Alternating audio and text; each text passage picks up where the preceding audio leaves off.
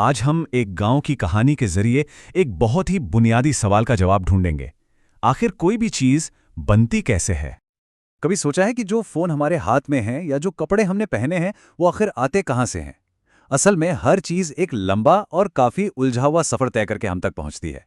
पर इस पूरी प्रक्रिया को समझने का एक बहुत ही आसान तरीका है, और वो है एक छोटे से गांव की कहानी को समझना। तो चलिए कल्पना की दुनिया में चलते हैं, पालमपुर नाम के एक गांव में। इस गांव को हमारी एक छोटी सी इकोनॉमिक लेबोरेटरी समझिए, जहां हम देख सकते हैं कि कोई भी चीज बनाने का यानी उत्पादन का पूरा प्रोसेस आखिर होता कैसे है। तो पहली बात, पालमपुर कोई पिछड़ा हुआ या दुनिया से कटा हुआ गांव नहीं है। यह आसपास के बड़े गांवों और कस्बों से पक्की सड़कों से जुड़ा हुआ है। मतलब यहां बैलगाड़ी से लेके ट्रक तक सब कुछ चलता है। यह दिखाता है कि गांव में काफी हलचल रहती है। अब यहाँ का जो सामाजिक ताना बाना है वो बड़ा दिलचस्प है। गांव में करीब 450 परिवार हैं, लेकिन गांव की ज्यादातर जमीन के मालिक सिर्फ 80 उच्च जाति के परिवार हैं। वहीं गांव की 1/3 आबादी दलितों की है, जो छोटे छोटे घरों में गांव के एक कोने में रहते हैं। सुविधाओं के लिहाज से भी पालमपुर ठीक ठाक विकसित है। ज्यादातर घरों में बिजली है, जिससे खेतों की सिंचाई भी होती है। बच्चों के लिए स्कूल हैं और सेहत के लिए स्वास्थ्य केंद्र भी। ये सारी चीजें मिलकर एक ऐसा माहौल बनाती हैं जहां तरक्की हो सकती है। तो अब आते हैं इस कहानी के सबसे अहम हिस्से पर। किसी भी सामान या सेवा को बनाने की एक रेसिपी होती है। समझिए, एक सीक्रेट रेसिपी, जिसमें 4 बहुत जरूरी चीजें होती हैं। ये हैं वो 4 पिलर्स: भूमि यानी लैंड, श्रम यानी लेबर, भौतिक पूंजी यानी फिजिकल कैपिटल, और मानव पूंजी यानी ह्यूमन कैपिटल। कोई भी चीज बनाने के लिए इन चारों का होना एब्सोल्यूटली जरूरी है। चलिए एक एक करके इन्हें समझते हैं।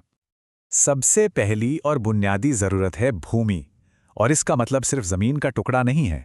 इसमें पानी, जंगल, खनिज, मतलब प्रकृति से मिलने वाली हर चीज शामिल है। ये वो स्टेज है जिस पर सारी कहानी होती है। दूसरी जरूरत है श्रम, यानी मेहनत करने वाले लोग। अब ये मेहनत शारीरिक भी हो सकती है, जैसे कोई मजदूर करता है, या फिर दिमागी भी, जैसे कोई टीचर या मैनेजर करता है। तीसरी जरूरत है भौतिक पूंजी। आसान भाषा में कहें तो वो सारे औजार और सामान जिनका इस्तेमाल हम कुछ बनाने के लिए करते हैं। पर देखिए, इसमें भी 2 अलग अलग तरह की चीजें आती हैं। एक होती है स्थायी पूंजी, यानी फिक्स्ड कैपिटल। ये वो चीजें हैं जो सालों साल चलती हैं, जैसे किसान का ट्रैक्टर, मशीनें या कंप्यूटर।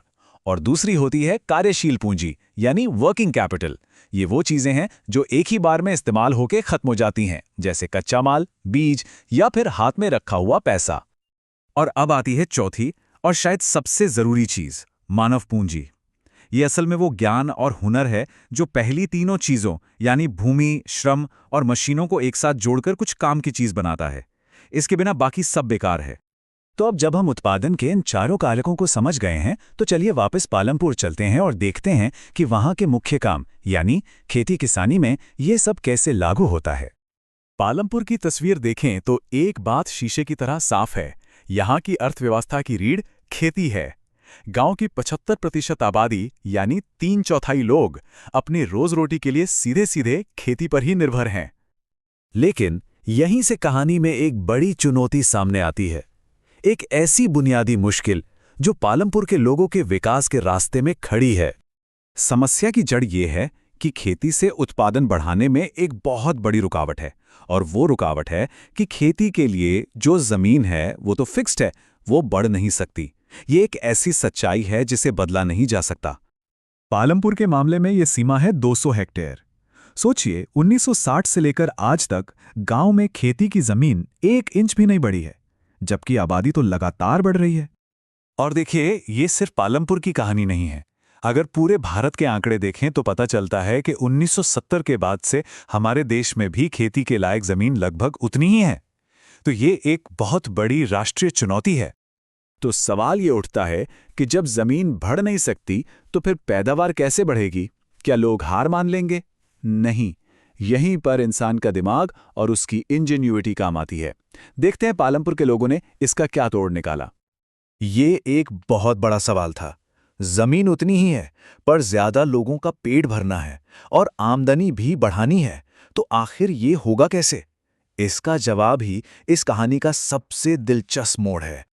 और इसका जवाब निकला बहुविध फसल प्रणाली, यानी मल्टीपल क्रॉपिंग। सुनने में शायद थोड़ा मुश्किल लगे, पर इसका मतलब बहुत सीधा है। एक ही खेत में साल भर के अंदर एक से ज्यादा फसलें उगाना, जमीन उतनी ही, पैदावार ज्यादा। लेकिन ये मुमकिन कैसे हुआ? इसका श्रेय जाता है टेक्नोलॉजी को। देखिए, पहले किसान कुओं से रहट के जरिए पानी निकालते थे, जिससे बहुत छोटे से इलाके में सिंचाई हो पाती थी। फिर गांव में बिजली आई, और बिजली से चलने वाले नलकूपों ने तो जैसे क्रांति ही ला दी।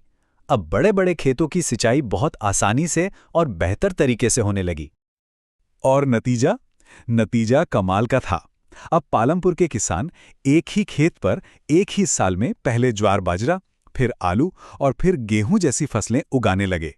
कुछ लोग गन्ने की खेती भी करते हैं, मतलब एक ही जमीन से साल में कई बार कमाई। तो देखिए, पालमपुर की ये छोटी सी कहानी हमें एक बहुत बड़ी बात सिखाती है कि सीमाएं या बाधाएं हमेशा के लिए नहीं होती। अगर ज्ञान, तकनीक और उद्यम का सही इस्तेमाल किया जाए तो किसी भी सीमा को पार किया जा सकता है। सवाल अब यह है कि आज हमारे सामने जो बड़ी बड़ी चुनौतियां हैं, उन्हें पार करने के लिए हम कौन से नए तरीके खोजेंगे।